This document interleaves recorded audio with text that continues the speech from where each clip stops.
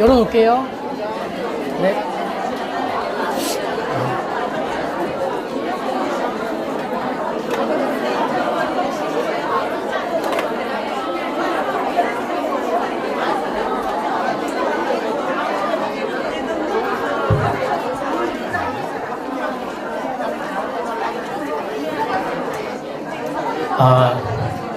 네, 안녕하세요. 말평찬입니다.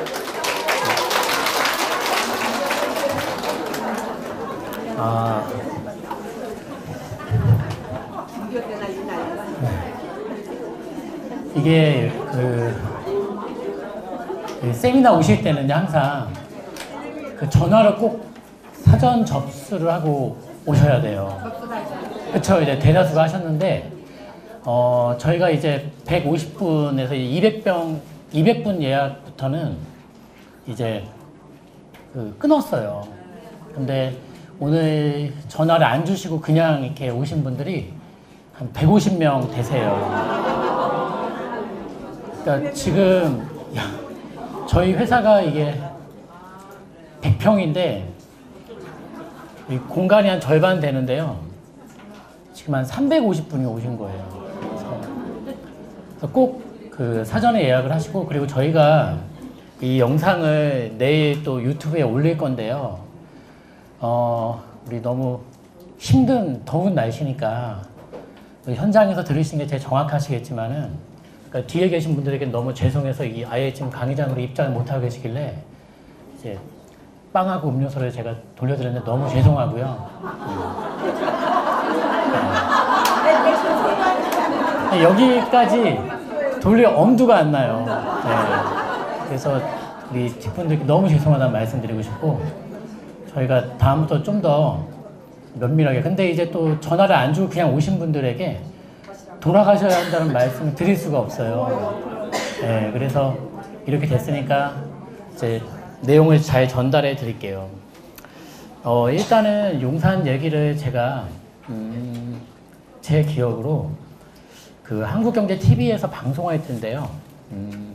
4년 전인가 그때 방송할 때 용산에 대해서 어떻게 말씀을 드렸었냐면은, 지금 바겐세일 중입니다. 근데 이제 그 표현이 어떤 분들에겐 거슬리는 표현일 수도 있고요.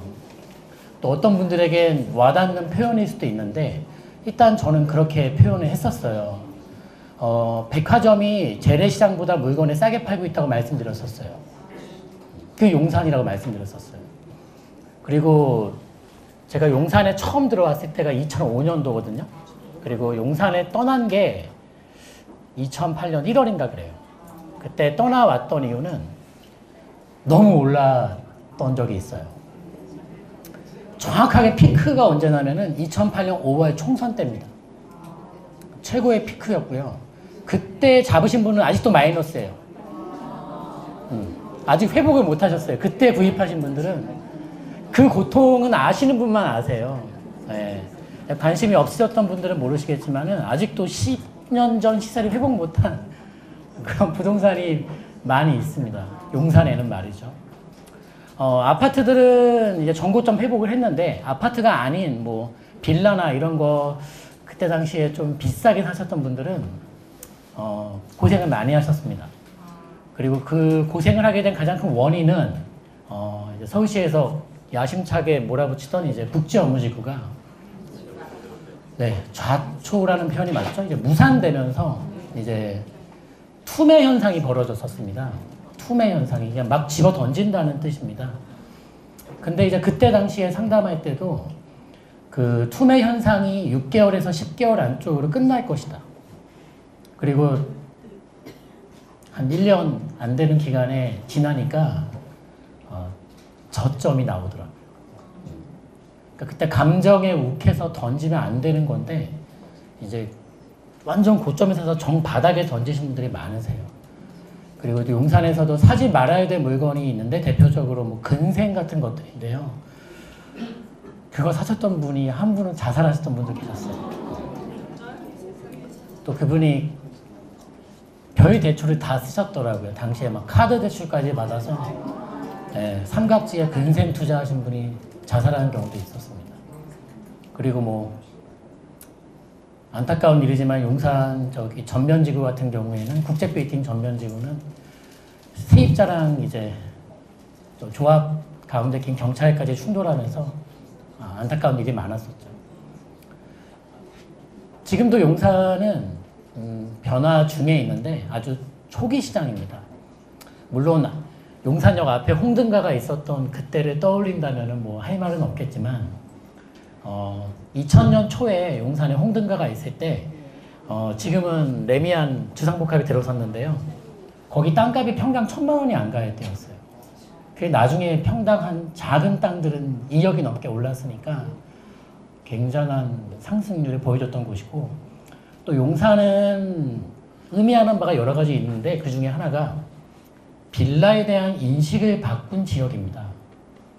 그러니까 무슨 인식을 바꿨냐면 빌라는 사면 안 되는 것, 사면은 무조건 떨어지는 것이라는 인식을 바꿔버린 자리예요.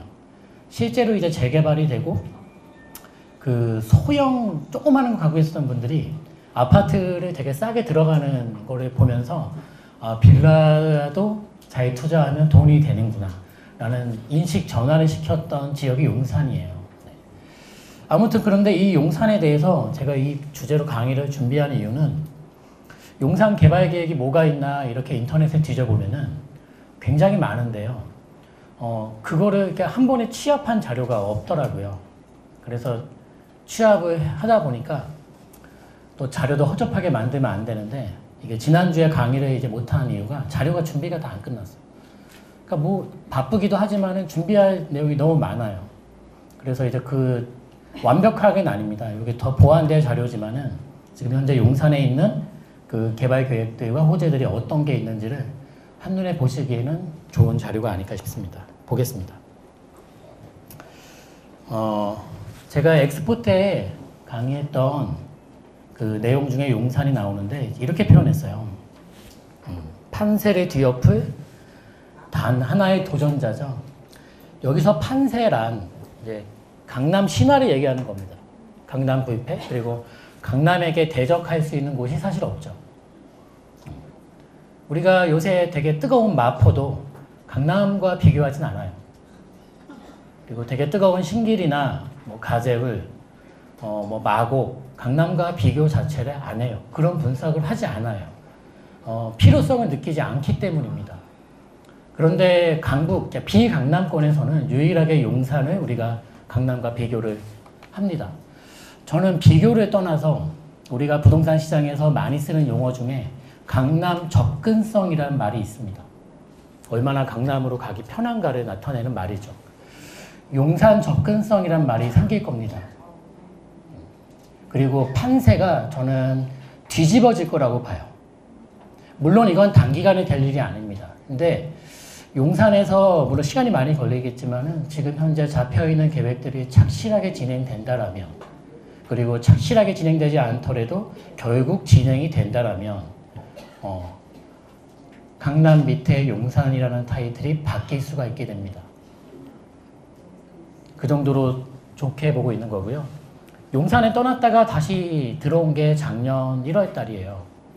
그리고 저는 이제 용산으로 이제 다 아예 우리 식구들을 다 이사 오고 싶었는데, 이제 가족들의 반대로 이사는 못 왔고요. 대신 요 사무실을 우리가 재작년에 이제 공매를 받은 거예요. 요거는 아무도 쳐다보지 않았던 거고요. 처음 들어왔을 때는 되게 형편없었어요. 형편없었고, 요게 이제 감정가가 30억이 좀 넘었었고요. 저희가 14억 정도의 요거를 이제 공매 받은 거예요.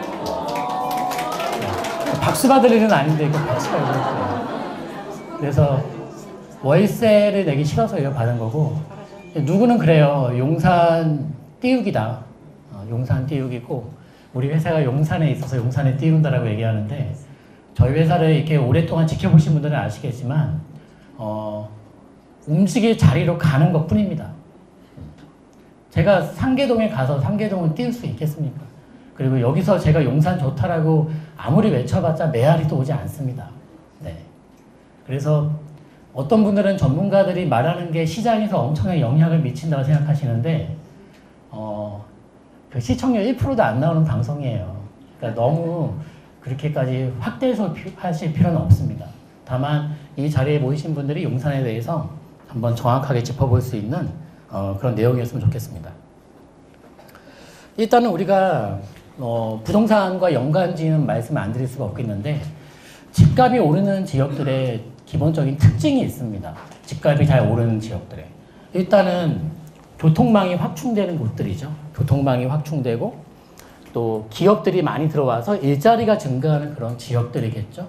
그래서 예전에도 위례 신도시랑 판교가 시세가 비슷할 때 이거는 무조건 판교 가야 된다. 그리고 그 둘의 격차가 굉장히 벌어질 것이다. 비슷한 적이 있었어요. 비슷한 적이.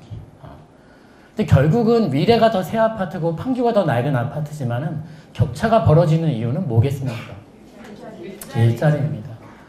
지금은 정확히 모르겠는데요. 당시에 판교에 있는 기업들이 연매출을 합산하면 50조가 넘어섰습니다. 물론 그 50조라는 돈이 다 판교에 재투자되는 건 아니겠지만 50조의 부가가치가 유발되는 지역이라는 것은 굉장한 의미를 갖고 있는 것입니다. 그래서 위례는 베드타운이고 판교는 자족도시다 보니까 그리고 실제로 우리가 일본에서 망하고 사람들이 살지 않게 된 신도시들이 죄다 베드타운들입니다. 그러니까 지금부터는 더 이상 베드타운 신도시나 택지 개발은 절대 해서는 안 되겠죠. 자족 개념을 겸하지 않고서는 정말 그런 도시들은 일본처럼 갈 수 있다고 봐요. 그리고 요새는 삶의 질이 이제 나아지면서 이 녹지에 대한 부분이 굉장히 좀 우리가 이제 생각을 염두하는 그런 키워드가 됐습니다. 그리고 정확하게 말씀드리자면은 부촌이라는 곳들이 있어요. 그러니까 그냥 아파트가 좀 비싸다, 중산층이 사기에 비싸다 이 수준이 아니라 부촌이라는 타이틀을 갖는 지역이 있을 때 그 지역들의 절대적으로 필요한 요건이 교통 여건이겠습니까? 녹지 여건이겠습니까?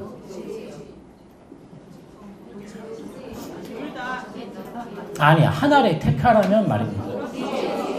절대 필수 조건이에요.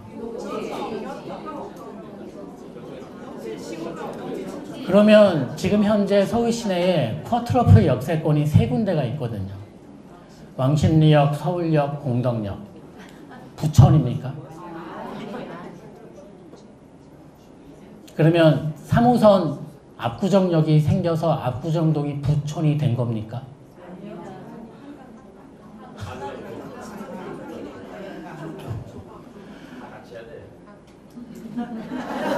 다 갖춰야 되는데 가장 중요한 하나를 택하라면은 녹지예요. 녹지죠.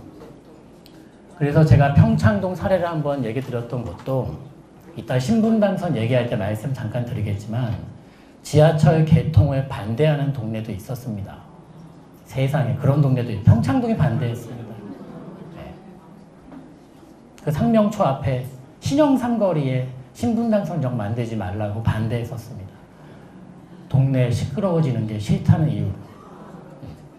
결국은 설득을 했습니다. 그거를 또. 그래서 지하철을 놔라. 이렇게 해서 지하철을 놓게 됐습니다. 그러니까 부촌에서는 사실 이 대중교통 여건이 절대 요건은 아닙니다. 그러니까 이거는 부촌을 얘기하는 거예요, 제가. 평범한 지역들을 얘기하는 게 아닙니다. 그거는 그만큼 녹지가 중요하다는 것이고, 요새는 지하철과 녹지를 잘 갖춘 신조어도 생겼습니다. 숲세권이라는 그런 말도 생겼고, 사실 우리가 이제 힐링이라는 단어도 쓴 지 오래된 단어가 아니다 보니까 이런 좀 답답하고 삭막한 이런 속에서 좀 쉴 수 있는 그런 공간과 여건을 찾는 것은 당연한 것이고, 개포동에 어제 상담했던 그 레미안 블레스트 2단지 같은 경우 그죠? 개포 2단지 재건축한 거예요. 완전한 숲세권이죠. 그거는 뭐 이런 표현해도 되나? 사실 환경 훼손의 모범 사례죠. 저는 그렇게 봐요. 그거는 엄청난 잘못된 인허가예요. 물론 개포분들은 뭐 화내지 마세요. 왜냐하면 이미 다 통과됐어. 이제 좀 있으면 입주하니까. 그 이득을 엄청나게 누리게 되는 단지가 됐으니까. 부럽다는 뜻이고요. 그만큼 이제 녹지, 그리고 개포동에서 그 대모산 바라보면요. 끝내줘요.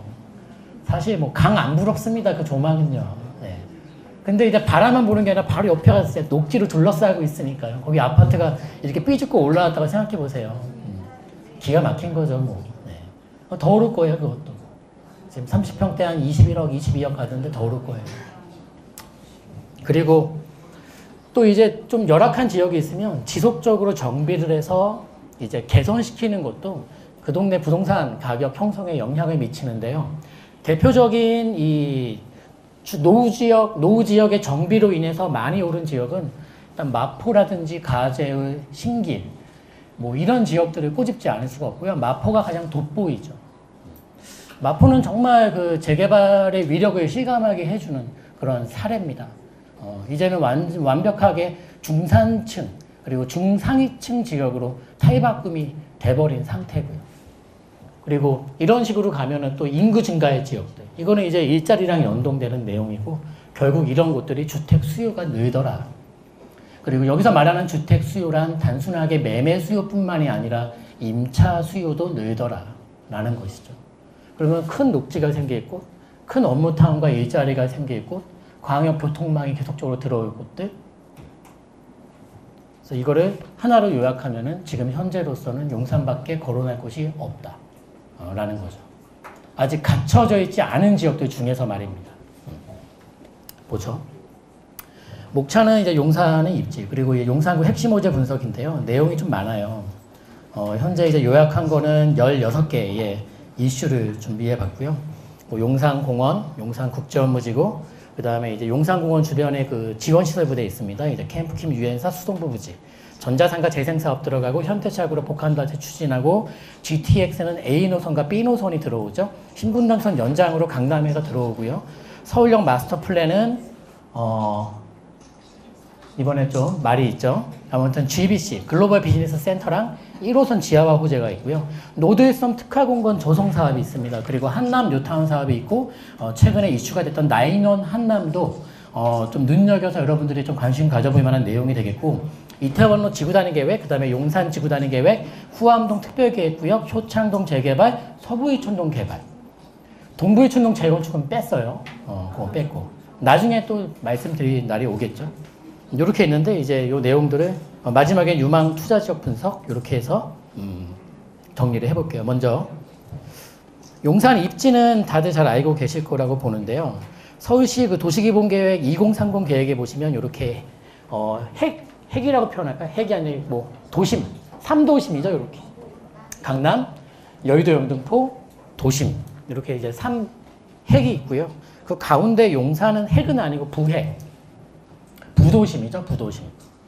그래서 용산도 부도심, 상암 수색도 부도심, 왕십리 청량리도 다 부도심인데 유독 용산은 부도심이지만 이게 사실 웬만한 도심을 능가하는 자리다. 왜냐하면 3도심의 딱 중간에 박혀있는 자리다. 그리고 제가 강남을 능가할 수 있다고 보는 이유가 이 지리적인 특징 때문입니다. 그러니까 이게 최고의 자리로 가기 위해서는 첫째 뭐가 필요하냐면 그 지역에 아까 우리 봤던 여러 가지 인프라가 필요합니다. 강남이 갖고 있는 그 최상의 인프라들, 아주 고급진 인프라들이 갖춰져 있죠. 그런데 말 그대로 부동산이라는 거예요. 움직일 수 없다라면은 기본적인 지리적, 입지적인 메리트는, 지리적인 메리트는 강남이 용산을 따라올 수는 없는 거예요. 왜냐하면 서울의 정중앙은 용산이지 강남이 아니니까요. 그래서 용산이 만약에 강남과 비슷한 인프라나 강남을 능가하는 인프라가 형성된다라면 순위는 바뀔 수 있다. 순위는 바뀔 수 있다.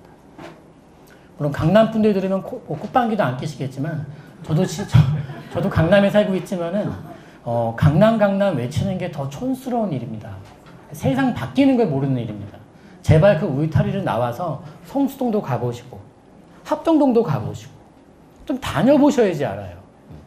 강남이 많이 오른 건 사실이지만 다른 지역들도 자기 몸집 대비 자기 키만큼 점프를 했어요.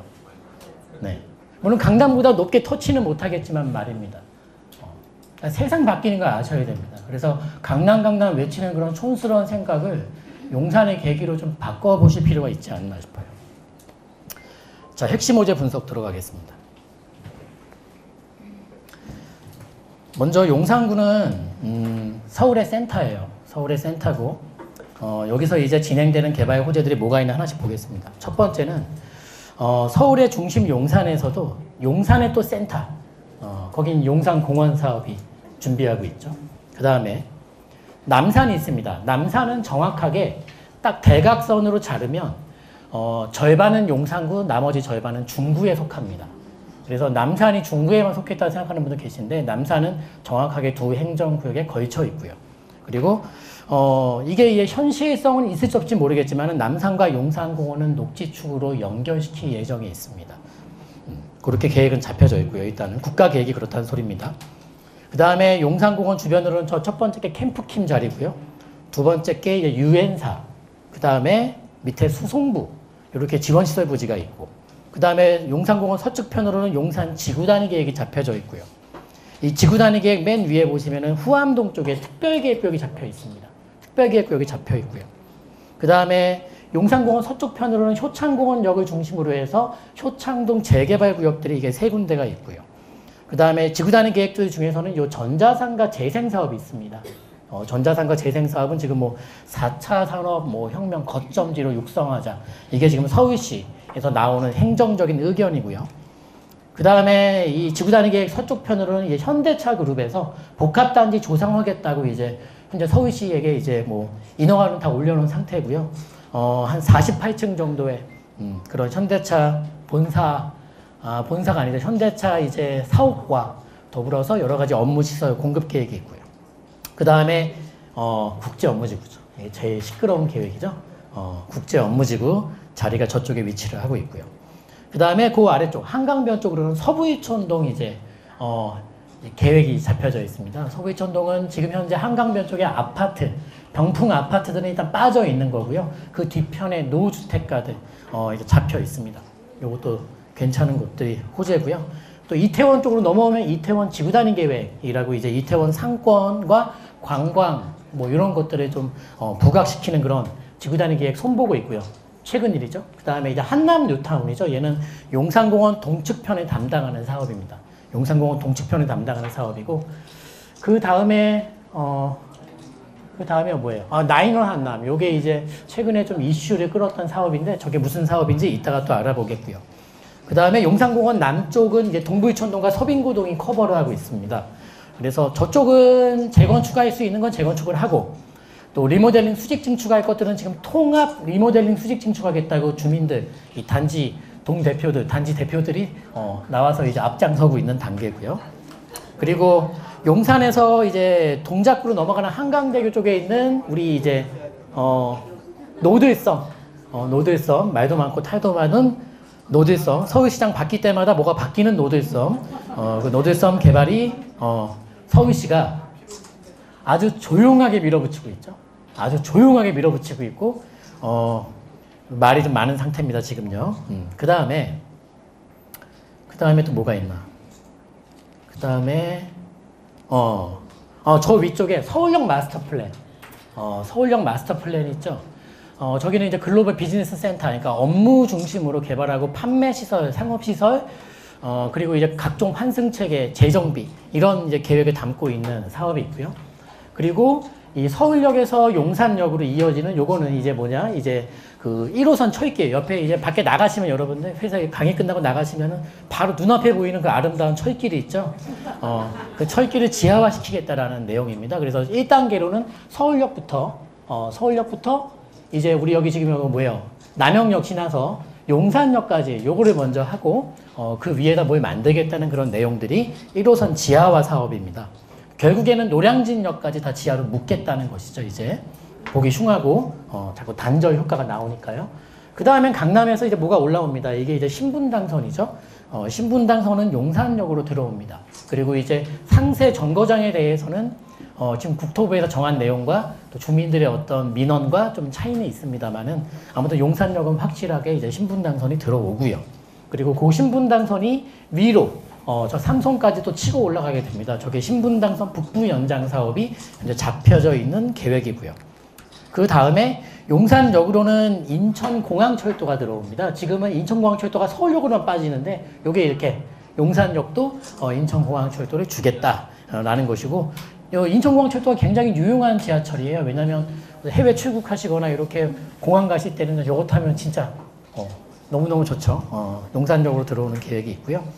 그리고 또 GTX-B부터 볼게요. GTX-B가 이제 이 서울역, 용산역, 여의도역, 저기 이제 뭐 청량리까지 이어지는 거죠. 시작은 이제 어디입니까? 이제 저기 송도부터 시작하고 그렇게 가는 거죠. GTX-B가 들어서고, 그 다음에 이제 또 들어오는 게 GTX-A가 GTX-A 노선이 이제 서울역으로 들어오면 서울역에서 이제 강남 삼성역이 한정거장 그렇게 이제 되는 거죠. 강남과 용산이 그게 GTX 속도로 봤을 때는 한 7분 정도면은 강남 실제 이동 시간이 그거밖에 걸리지 않게 되는 큰 광역 철도 사업입니다. 뭐 많아요.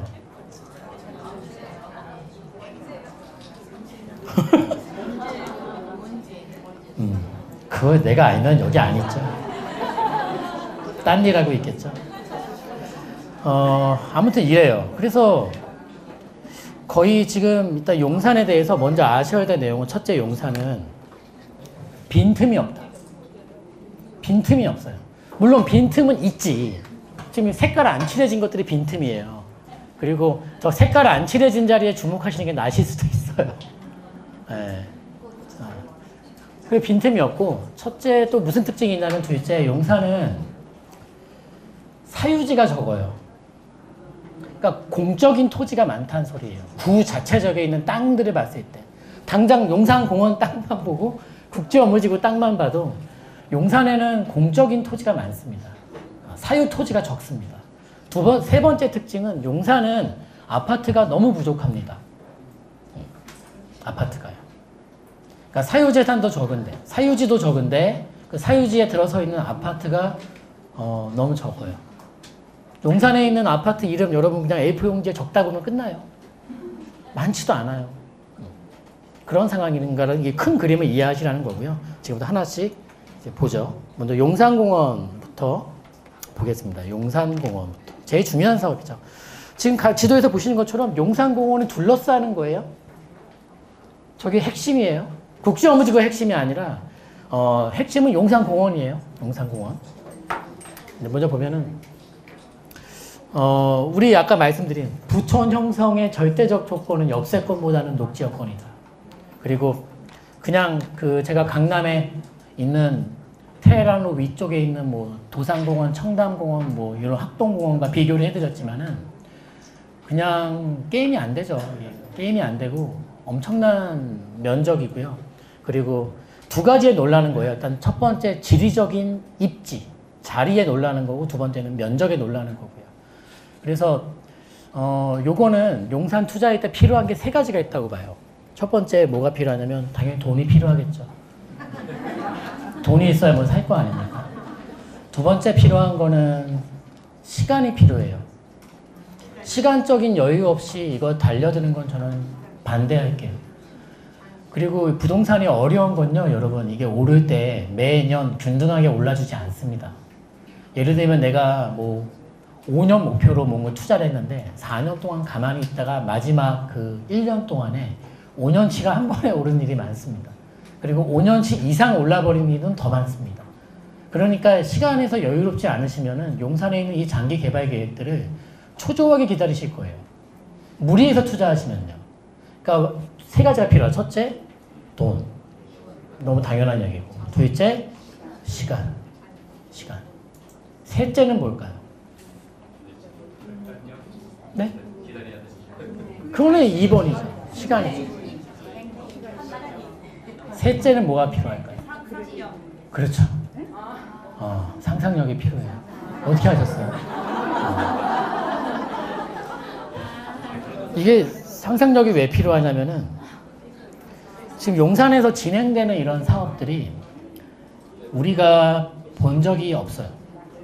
그러니까 내가 뭔가를 분석할 때, 이러한 호재가 있으면 어떻게 될까를 우리가 분석할 때 유사 사례를 찾거든요. 그래서 다른 지역이지만 그 지역에서 뭐 이렇게 되니까, 뭐 지하철이 개통되니까 뭐 이만큼 뛰더라. 뭐예요? 그 구치소를 없애고 녹화시켰더니만 이 정도 뛰더라. 이런 것들을 우리가 이제 토대로 예측해 볼 수는 있는데, 지금 용산공원 같은 경우는 아예 뭐 비교할 만한 사례가 국내에는 없네요. 그래서 맨하탄을 자꾸 얘기하는 거예요. 센트럴파크를. 네. 그리고 실제로 뉴욕에 있는 저 센트럴파크가 만들어지고 나서 그 주변의 집가가 상상 초월하게 뛰었죠. 말도 못하게 뛰었죠. 여기 공원에 붙어 있는 것들은 진짜 비싸겠죠. 용산공원은 저렇게 이제 옛날 조감도를 보시면은 여기 남산하고 연계되는 지점이 있습니다. 녹지를 연결시키겠다는 거고요. 전 세계적으로 이 녹지가 잘 갖춰진 주변들이 부촌이 생겨나는 법이고요. 우리나라도 한강변 주변으로 반포 한강변이죠. 여의도도 한강변이고, 압구정동도 한강변이고, 청담동도 한강변이고, 잠실 쪽도 뭐 주공 5단지 에스리센즈 한강변이고, 성수동도 뒤늦게 낀 부촌이지만 한강변이고. 그거예요. 녹지 없이 지하철만 막 이렇게 된다고 부촌 타이트까지는 못 가는 거예요. 왜냐하면 값은 뛰겠지만 부촌 함부로 얻을 수는 없는 법이니까요. 그래서 용산공원에 대해서는 상상력이 필요해요. 이 부분은 우리도 본 적이 없기 때문에. 그리고 원체 커서 그 뭐라 그럴까요? 이제 부분 개장을 해 나가겠다는 겁니다. 워낙에 커서요. 워낙에 커서. 그리고 지금 보면은 2018년도 연말까지 용산에 있는 주한미군은 평택으로 이전하죠. 이전하죠. 그리고 이 땅을 이제 우리가 되찾게 되는 거예요. 드디어. 이거는 사실 한번 여기 모여서 우리 만세삼창 해야 돼요. 왜냐면 이게 자그마치 107년에 뺏겨온 땅입니다. 세월이 107년, 올해 돌려받으면 107년 만에 받는 거예요. 일본 놈들이 한 30몇 년 썼고요. 이제 미군이 한 70몇 년 쓴 거예요. 저 서울 시내 정중앙 땅을요. 이거는 이제 저는 여기는 그냥 명소가 된다 보시면 돼요. 그냥 단순한 녹지가 아닙니다. 저기 잠실에 있는 올림픽공원 생각하시면 안 됩니다. 정말 다른 거예요. 면적은 이게 한 1.5배인가 1.6배 커요. 이제 올림픽도 되게 큰 거예요. 그 올림픽공원이요. 근데 활용도가 다르다는 거예요. 제 말은요. 활용도가. 여긴 명소를 만들 거예요. 남산하고 연계하고 남산에서 편하게 곤돌라를 왔다 갔다 할 수 있고 사람들이 재미를 느끼고 흥미를 느낄 수 있는 문화와 뭐 쇼핑이나 다 소비할 수 있는 자리들. 그냥 명소예요. 단순히 서울만을 대표하는 명소는 아니라고 봐요. 그냥 한국에 오면은 그런 자리가 있고 가봐야 된다라는 식으로 요거는 홍보하고 개발될 소지가 높습니다. 그리고 저게 누구 정부 하에서 했느냐는 굉장히 중요한 업적의 발자취로 남을 것이고요.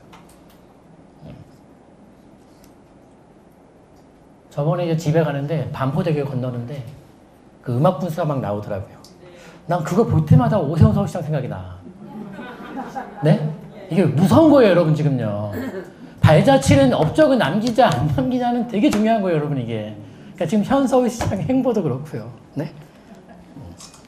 그거 볼 때마다 오세훈 시장 생각이 나요. 그래서 왜 이렇게 먹는 거로 내기를 해가지고.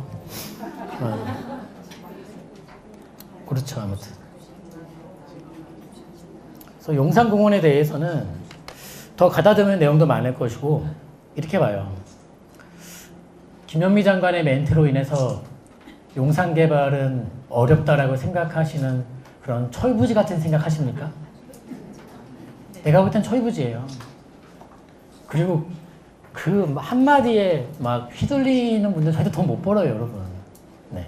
근데 어찌됐든 그러면 여기 개발하면 주변에 집값 올라요, 안 올라요? 땅값 올라요, 안 올라요? 임대료 올라요, 안 올라요? 자, 그러면 정부 정책에 이거는 대치되는 현상이 나오겠네요? 네? 그러면 지금 발표해야죠. 미군 내보내고 이거 천년만년 썩히겠다고. 저걸 어떻게 저 썩히면 욕 더 먹습니다, 여러분. 네?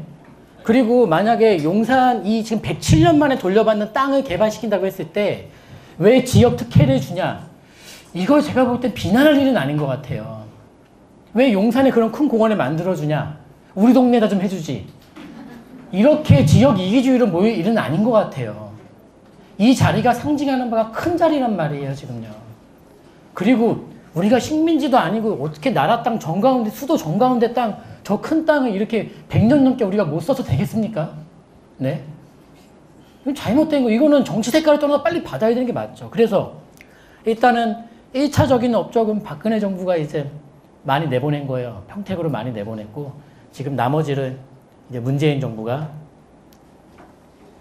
결론을 맺는 거죠. 그럼 결국 뭐예요? 문정부가 한 거예요. 아, 맞죠? 문정부가 한 거예요. 시작은 다 우리 다 잊게 돼 있어요, 우리가. 마지막에 누구냐예요. 그러면 이제 미군 부대 올해까지 내보내면, 그럼 내년도 지금 이미 다른 게 없어요. 지금 다 이거 이렇게 큰 사업을 그러면 닥치면 준비하겠습니까, 여러분? 네? 이거 고른 데이 없다고요? 누가 그럽니까, 이게? 준비되어 있고, 언제 하느냐고. 이거는 핵다하면 주변 지역 부동산에, 핵폭탄 메모드급이에요, 이거는요, 지금요. 그렇다고 안에서 저 업적을 다음 정권으로 넘겨? 쉬운 일은 아닙니다, 그게요. 쉬운 일은 아닙니다. 부분 개정 해나가기 때문에 너무 커서 한 번에 공사하고 한 번에 못 한답니다. 그리고 이제 저거 이제 삽뜨기 시작하면은 뉴스에 뭐 난리 날 거예요, 이제. 뭐 미국에게 손해배상 청구를 해라 라든지 이제 시작될 거예요. 땅이 굉장히 많이 오염되어 있겠죠. 많이 오염되어 있겠죠. 아무튼 정부의 지금 밑그림은 생태공원이랍니다. 생태공원. 그러니까 맨하탄을 따라가겠다는, 흉내 내겠다는 거예요. 저 안에 호수도 만들고. 난리 피겠죠. 이거는 가히 상상밖에 할 수 없는 호재입니다. 상상밖에 할 수 없는 호재고, 업무타운 개발보다 녹지 개발은 더 어렵습니다, 여러분. 현실적으로. 네? 현실적으로. 그러니까 이게 어떻게 흉내낼 수 없는 사업이란 말이에요. 어떤 도시든 간에요. 대단한 일이죠. 107년에 억눌린 100만 평, 대한민국 신명소로 재탄생할 것이다. 자, 다음은 국제업무지구 보겠습니다. 국제업무지구. 국제업무지구. 이 말이 많은데요. 용산 마스터 플랜 일명이죠. 그 다음에 이제 국제업무지구 서울시와 국토부의 이견과 불통. 이견과 불통. 서울시는 철로 지하화시키고 마이스 조성. 마이스는 뭐 컨벤션 그런 개념이에요. 국제회의시설. 우리 싱가포르 코로 짭짤하게 돈을 벌죠. 우리도 하자는 거예요, 이제. 그리고 그 지하철 철로는 지하화시키면서 그 위에 마이스 조성하고 뭐라 그럴까요? 뭐 별의별 거 다 짓자는 거예요. 뭐 종합의료시설도 만들고 국제업무지구 개발하고 가는 거죠. 그러면 이제 이 김현미 장관하고 이제 붙었죠. 붙었는데 그래요. 여의도는 서울시가 월권이 아니고 서울시가 국토부의 도움 없이도 할 수 있는 사업은 맞고요. 그리고 여의도는 이제 상업지역으로 바꿔주는 건 철저하게 서울시 권한입니다. 그리고 상업지역 바꿔주면서 제가 볼 땐 이래요. 여의도는 아마 상업지역 바꿔주면서 그냥 50층 짓게 해주면은 다른 지역 재건축들이 난리가 나겠죠. 그러니까 단서를 달 거예요. 여의도는 첫째, 상업지역으로 바꿔줘도 될 만한 자리에 대한 타당성을 설명할 거예요. 타당성을. 그 다음에 그리고 상업지역으로 바꿔줄 수 있는 명분도 다 나와 있습니다. 제가 서울시 생활권 계획 설명드린 적이 있습니다. 거기서 서울시 상업지역을 2030년도까지 무려 58만 평을 순차적으로 늘려가겠다. 그거예요. 지금 이게 박원순 시장이 내놨던 여러 정책들을 하나로 모으면 딱 여의도야, 지금요. 상업적으로 바꿔주고, 그러면 50층 짓게 해주고, 그 다음에 어떻게 해요? 임대아파트 이빠이 지으라고 할 거예요. 그렇게 되면 국토부 할 말 사라집니다, 이제. 왜? 아니, 여의도처럼 일자리가, 양질의 일자리랑 일자리가 양도 많은 지역인데, 질도 좋고 양도 많은데, 아파트 그냥 그거 짓게 해서 뭐 20몇 층, 35층까지 뭐 이렇게, 그건 의미가 없다는 거예요, 그러면. 그러면 50층 짓게 해주고, 임대를 이빠이 지어라라고 한다면 그러면 상업적 바꿔줄게라는 카드를 쓰게 될 거예요 이제. 그러면 왜요? 사람들이 그래 박원순 말이 맞네. 이런 식으로 흘러갈 겁니다. 수싸움에서 정부가 미숙한 거죠. 그리고 이게 사실은 부동산을 활용한 정치 싸움입니다. 같은 여당 내에서. 참 꼴보기 싫죠. 응? 정치 싸움을 하고 있어요. 정치 싸움을. 그러니까 이거죠. 우리 박근혜 정부 시절에도 뭐 친박이다. 나중엔 진박이다. 막 말이 나왔는데 지금도 친문, 진문, 심지어 뼈문도 나와요. 뼈문. 뼛속까지 그거냐 아니냐를 보는 건데 박 시장은 친문, 진문이 아니에요. 그러니까 자기가 살아남기 위한 시도를 드라이브 거는 거예요, 지금요. 그리고 이제 싱가포르에서 결심했을 거예요. 오늘부터 대선 나는 들어간다. 나는 내 나름대로의 운동을 시작한다. 제가 예전부터 말씀드렸잖아요. 그분 생각이 서울시장 3선에 있는 게 아니라고. 이미 재선 때부터 마음 거의 가 있는 거예요. 근데 딱 분위기 보니까 친문 얘기 나오죠. 진문 얘기 나오죠. 밖에 말 못할 여러 가지 사정들이 있을 거라고 봐요. 그러니까 자기가 이 민주당의 적자로서 어떻게 가는 거예요. 자기 길을요. 자기 길을 가는 거예요. 아무튼 나중에 이제 다음 대선 때 거의 재밌을 겁니다. 굉장히 재밌을 거예요. 뭐 어찌됐든 간에. 그래서 이 용산은 사실 여의도와 좀 달라요. 용산은 말 그대로 국가, 공적인 토지가 많다고 말씀드렸죠. 그래서 국토부와 어떤 협의 없이는 못해요. 못합니다. 그러면 전 되묻고 싶은 게, 마치 지금 처음에 뉴스가 서울시가 소통도 하지 않고 마음대로 발표한 것처럼 얘기하는데, 서울역 마스터 플랜도 올 3월 달에 국토부랑 서울시랑 TF팀이 다 꾸려져 있습니다. 무슨 소통을 안 해요, 안 하기는요. 이게 정치공세라니까, 지금요, 이게. 응? 정치공세라는 거예요. 그 같은 당 안에서. 네. 왜냐면 김현미 장관은 우리 문 대통령 비서 출신이잖아요. 응? 뼈문이라고, 뼈문. 이쪽은 뼈문이 아니라고요. 그러니까 둘이 싸우는 거예요, 지금요. 견제하는 거예요, 지금부터 벌써요. 둘 다 다음 대선 생각이 가 있어, 지금. 둘이 다 똑같아, 내가 볼 때. 뭐가 다른데 도대체? 내가 박원순 시장을 옹호하는 게 아니라 그분만 마치 대선에 좋아하는데 지금 이 진문들이나 이 친문들이 봤을 때는 두려운 존재예요. 내가 정식 혈통인데 자기가 안 될 것 같으니까 두려운 거예요, 상대방이요. 그러니까 이게 공세를 하고 참 꼴보기 싫다는 거예요. 그래서 제가 이게 아유 더러워요. 정치 너무 더러워요. 아무튼 간에 그런 상황이에요. 그래서 무조건 반대할 것도 없어요. 그리고 또 하나는 그 용산 개발과 연관된 것들 중에 김현미 장관이 자기 임기 내에 꼭 해내겠다고 얘기한 게 있습니다. 그게 뭐예요? GTX 개발이잖아요. 무슨 집값을 잡겠다 그래. 잡기는 이미 실패했어. 그거는 벌써 실패했어요. 이미 그거는요. 네. 급등을 했으니까 이미 실패한 거예요. 그러면 GTX 개발과 이 용산 개발과 연관이 있어요, 없어요? 근데 이거는 맞고 GTX 자기 공약은 지키겠다고? 모순되는 거 아닙니까, 지금요?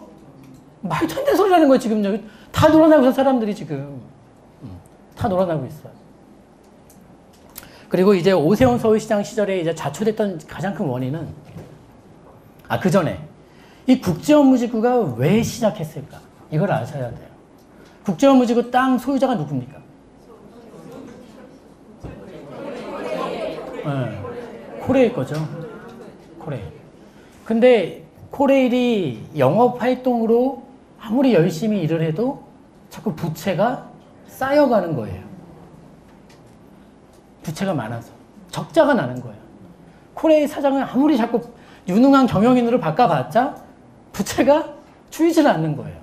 그래서 결심한 게 뭐예요? 자산 매각밖에 없다. 자산 매각밖에 없다.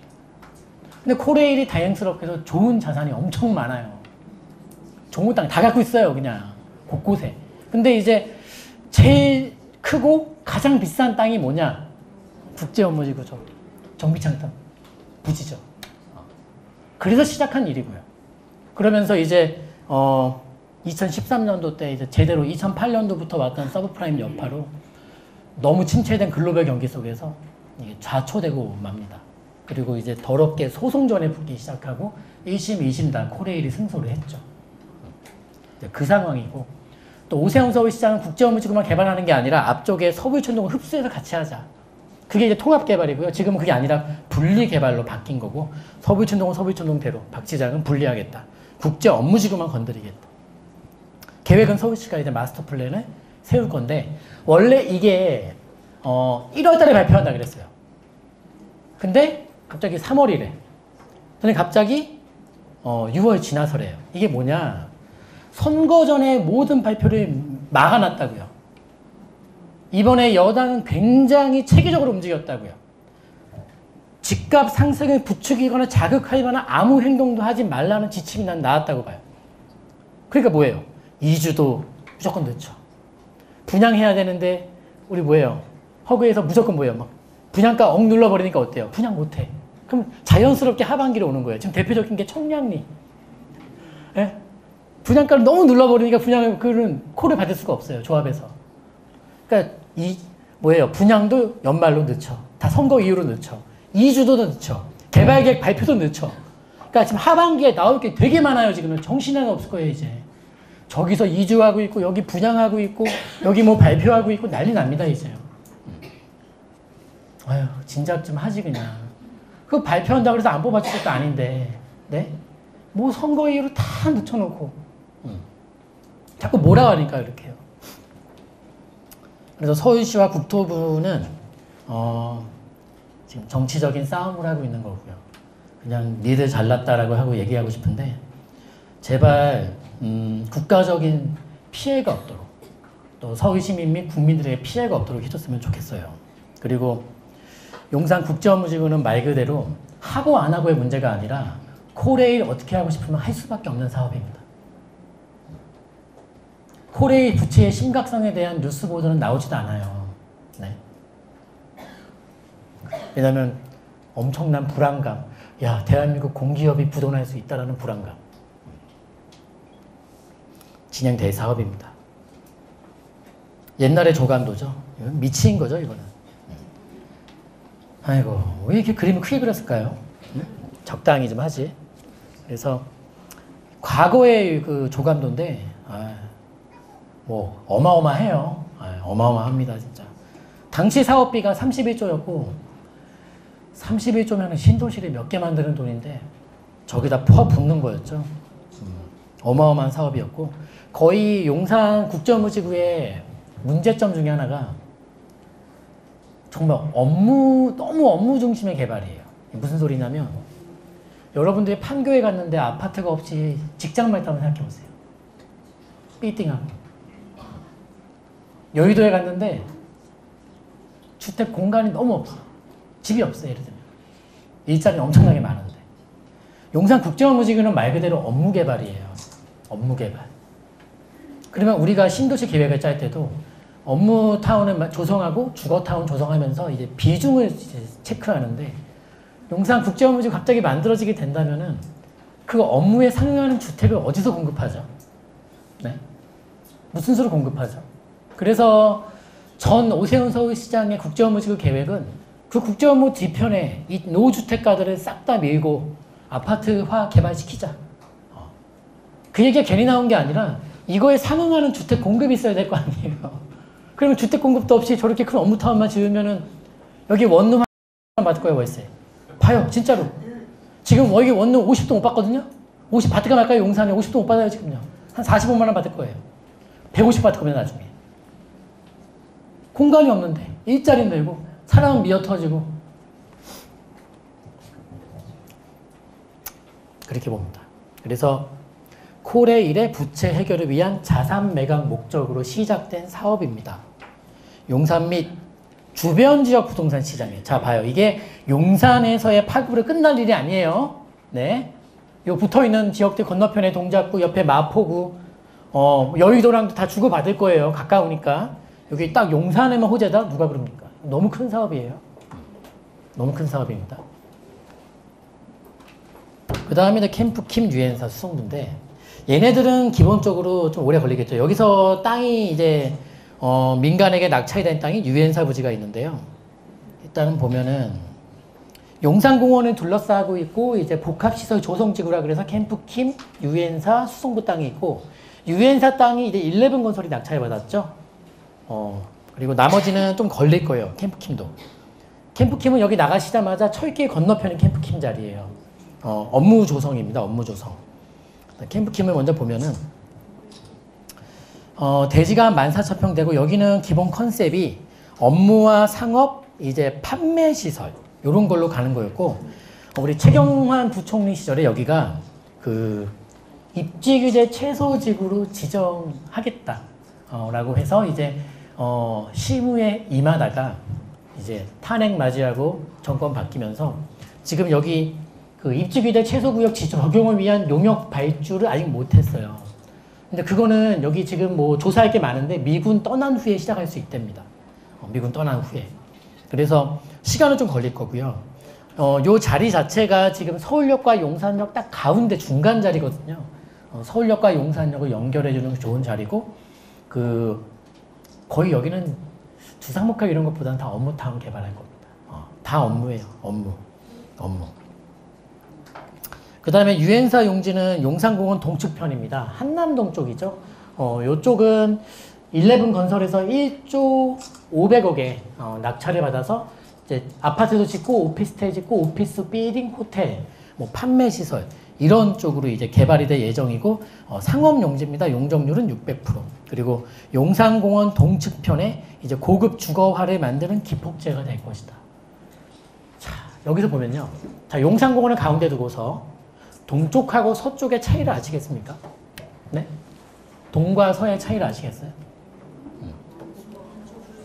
용산공원은 가운데니까, 얘가 센터니까요. 동쪽과 서쪽의 차이. 네?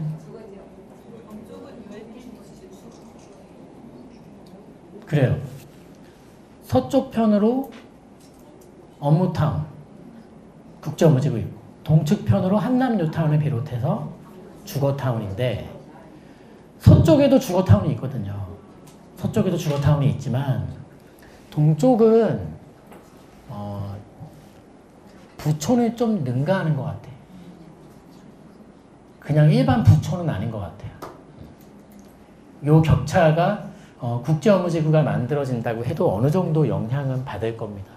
동과 서는요. 압도적으로 동쪽이 서쪽에 대비하면 무시무시한 동네죠. 정말 무시무시한 동네죠. 그 다음에 수성부 부지도 얘는 캠프킴 속도를 맞춰서 간다고 하니까 캠프킴이 진행돼야지만 수성부도 진행합니다. 그리고 지금 요 유엔사 아까 그 땅도 저 평택으로 미군 내려보내는 데 쓰인 돈입니다. 다. 네. 그러니까 이제 평택 이전을 돕기 위한 자금 모집이에요. 자금 마련 그런 차원이고 여기 다 똑같아요. 컨셉은 다 업무타운과 복합시설, 판매, 상업시설, 뭐 문화 이런 거로 다 이제 통합적으로 개발되는 거죠. 아유, 기가 막힌 땅들이 진짜 비싸게 팔릴 거예요. 또 유엔사는 싸게 잡은 거예요. 싸게 잡은 거예요. 그 다음에 이제 전자상가 재생 사업이 있고요. 전자상가 재생 사업은 뭐 쉬운 사업은 아니에요. 되려 이 사업이 더 어려운 사업일 수가 있어요. 어떤 사업보다도 어려운 사업일 수 있는데 일단은 서울시에서는 지금 4차 산업 얘기 나오는데 여건으로 좋다.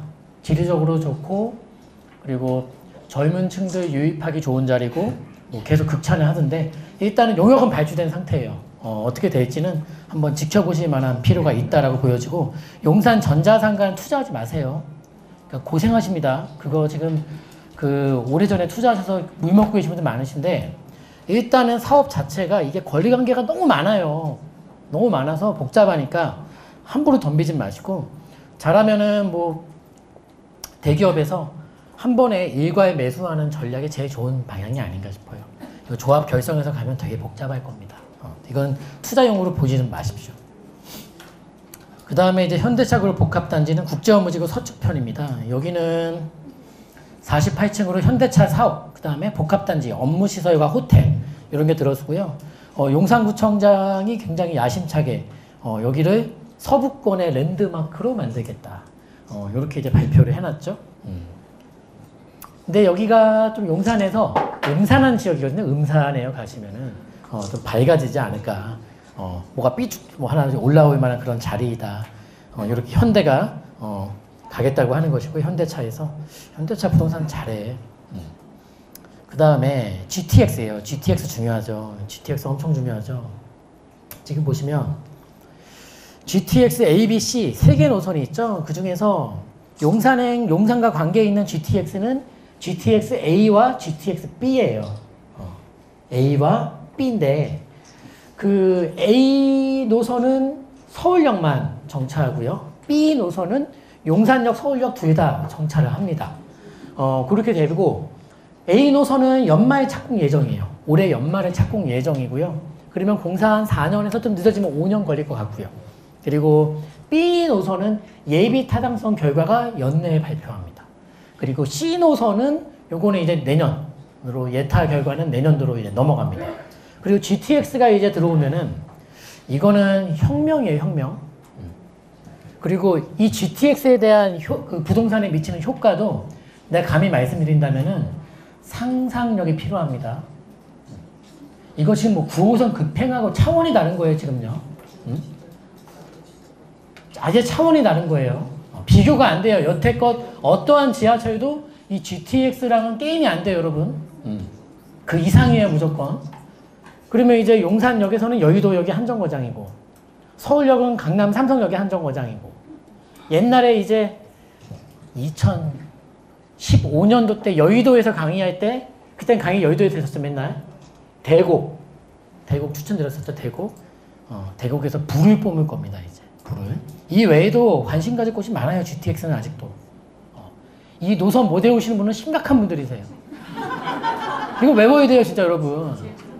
최소한 영명 외워야 돼요. GTX 노선을 모르고 무슨 부동산을 하러 다녀요. 잘못된 거예요. 그거는 알고 계셔야지, 이거는. 그리고 또 이제 한마디 해드리면은, GTX를 처음 도입한 정치인은 김문수 도지사 시절입니다. 그분이 참 똑똑한 분이신데 많이 오른쪽으로 갔죠? 많이 갔죠? 적당히 갔으면 좋았을 텐데 많이 갔어요. 그래서 원래 저 G자가 경기도의 그 발음 약자예요. 근데 그 뜻을 아예 바꿔버렸어. 그레이트로. 네. 뿌리를 바꿔버렸다고요. 똑똑한 분이세요. 왜냐면은 야, 프랑스도 있고 런던도 지금 땅 파고 있는데 급행 철도 다 만드는데 우리나라가 철도 기술력이 좋은데 왜 우린 급행이 없을까? 수도권에. 당시에 급행은 지방과 서울을 실어 나르는 KTX밖에 없었잖아요. 그러면 야, 수도권만 다니는 급행도 하나 만들자. 그 시작된 거예요, GTX가요. 그 레포트를 제가 처음 읽었던 게 2010년도였고 야, 이게 될까? 이게 될까? 그때 회사가 합정동에 있을 때인데. 참 똑똑한 아이디어였죠. 아무튼 지금 이제는 요거는 이제 마치 김현미 장관이 밀어붙이는 사업처럼 됐어요. 마지막에 언급하는 사람이 주인인 거예요. 그러니까 이게. 우리 전문가 상담도 방송에서 멋있는 말 하면 다 뺏어가요, 그거. 그래서 더 이상 이제 좋은 말 생각하지도 않아요. 어차피 다 하고 있으니까. 네. 아무튼 간에 서울역과 용산역으로 GTX가 A 노선, B 노선이 들어오고 A 노선이 이제 삽을 떠요. 그러면 지하철이 보통 이렇게 올라요. 발표 시에 오르고, 그러니까 확정됐을 때 올라요. 두 번째는 삽될 때 오르고, 세 번째는 뭐예요? 개통되면 오르고, 개통 후에 한 번 더 오르고, 이렇게 가거든요. 이제 삽을 뜨는 거예요, 삽을 이제. 삽 뜨면 갑니다. 삽 뜨면 가고. 근데 김현미 장관은 왜 GTX를 자기 공약처럼 얘기하는지는 모르겠어요.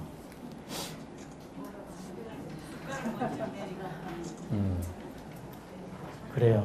아무튼 이 GTX가 만들어지게 되면 우리는 교통혁명을 보게 될 것이다.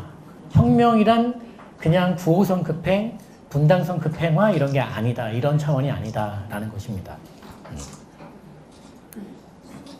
필요한 사업이에요. 좋은 사업입니다. 그 다음에 신분당선 볼게요. 신분당선. 자, 강남에서 용산역을 연결하는 사업인데요. 지금 용산에서 강남역 가려면요. 강남으로 가려면은, 용산에서 강남 쪽으로 지하철 타고 간다면, 용산역에서 생쇼를 해야 돼요, 지금. 일단 용산역에서 신용산역까지 걸어가야 돼요. 그 다음에 신용산역에서 4호선을 타서 사당에서 2호선으로 갈아타야 돼요. 그 다음에 강남으로 2호선 더 들어가고, 거기서 혹시 뭐 9호선 뭐 신논현역이다. 그러면 또 갈아타서 버스 타는 거 또 해야 돼요. 이거를 연결하는 유일한 노선이 신분당선입니다. 그러니까 되게 중요한 노선이에요. 강남과 이 용산이 차량으로는 가까운데, 바로 다리만 건너면 이제 바로 강남 용산이니까. 근데 대중교통 지하철 타고 가려고 하면은 엄두가 안 나요, 엄두가. 되게 불편해요, 지금요. 교통이 잘못되어 있는 거죠. 따라서 그 두 지역, 강남과 용산을 지하철로 연결해주는 유일한 이 신분당선은 중요한 사업이지. 엄청 중요한 사업이죠. 중요한 사업이고요. 이게 강남이 용산한테 고맙다 해야 되는 것 같은데. 근데 지금은 마치 뭐예요? 이제 강남 접근성이 우선이니까 이렇게 되면 야, 너 용산이 강남한테 고마워해야지 라는 분위기인데 이거는 바뀔 수 있다고 봐요. 거꾸로 말하면 강남에서 그럼 용산 가긴 편하냐는 거예요, 지금요. 엄청 똑같이 역순으로 쇼를 해야 돼요, 지금요. 서로 좋아지는 거죠. 서로 좋아지는 거죠. 그래서 저는 결국에는 용산 접근성이란 말이 생긴다. 그렇게 보는 사람이고요.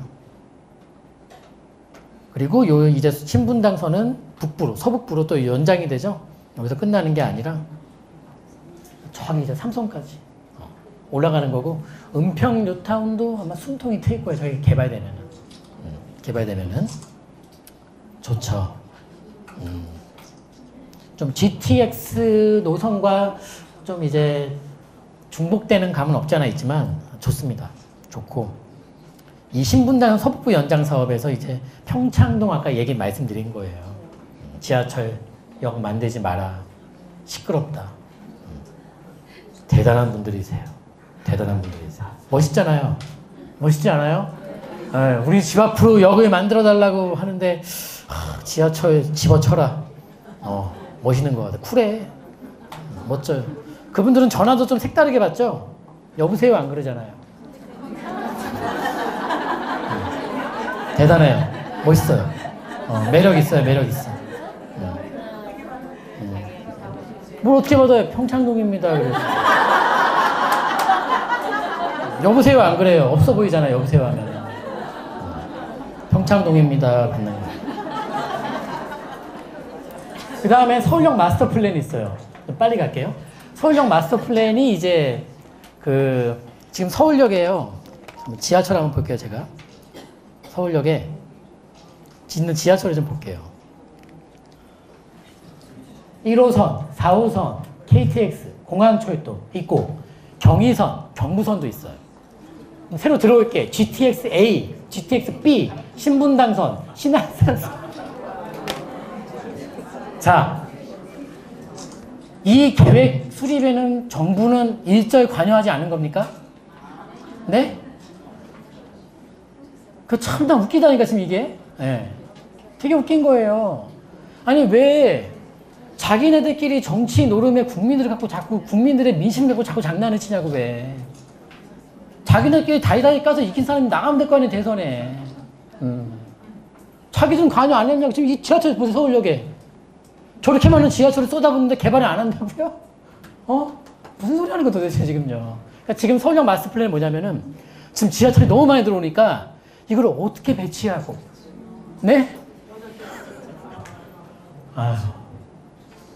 그냥 쓸어 담는 거죠, 뭐.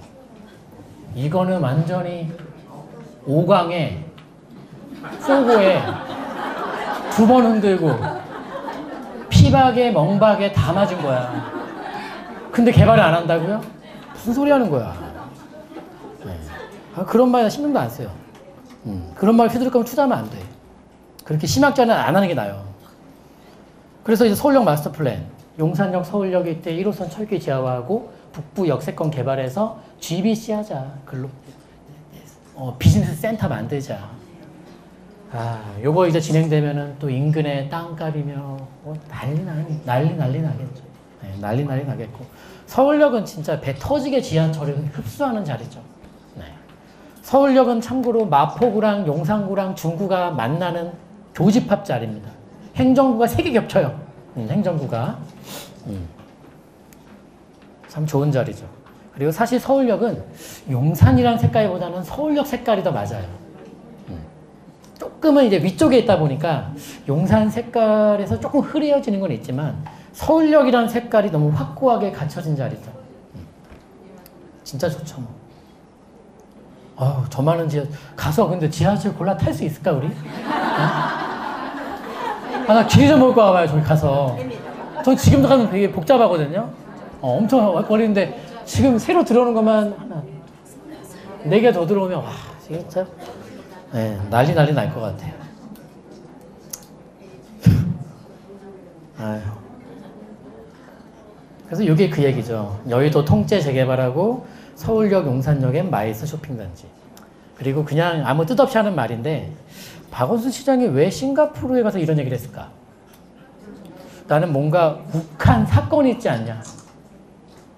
막 욱해서 한마디 했는데 또 기자의 이런 장난이 너무 자꾸 캐면서 말이 나온 게 아니냐. 그런 생각을 해봅니다. 뭔가 욱하는 게 있지 않았을까. 요게 지금 최근에 언론에서 벌어지고 있는 이 정부와 서울시 간의 이런 것들이 비단 최근의 원인으로 벌어진 일일 것이냐, 그렇게 보지 않는다는 것이죠. 그 안에서 골이 얼마나 깊겠습니까? 네? 그 안에서요. 아무튼 어렵게 가져온 정권 잘 지키려면 정신 바짝 차려야 될 텐데, 어째 비슷해. 전 정권하고 분위기가 자꾸 비슷해지고 있어. 긴장하고 더 잘한다 할수록 더 잘했으면 좋겠는데 긴장하고 뭔가 지금 다들 자기 밥그릇 그러고 있어요. 그래서 서울역 용산역 뉴스기사 하나 보면은 철로는 지하화하고 그 위에 마이스, 회의, 관광, 전시 이런 단지와 쇼핑센터를 만들겠다.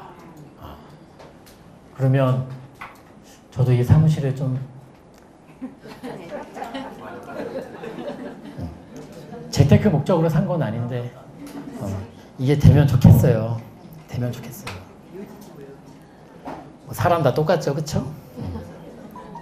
그 다음에 노드썸. 이 노드썸. 이 얘기하면 끝도 없지만 제가 짧게 갈게요.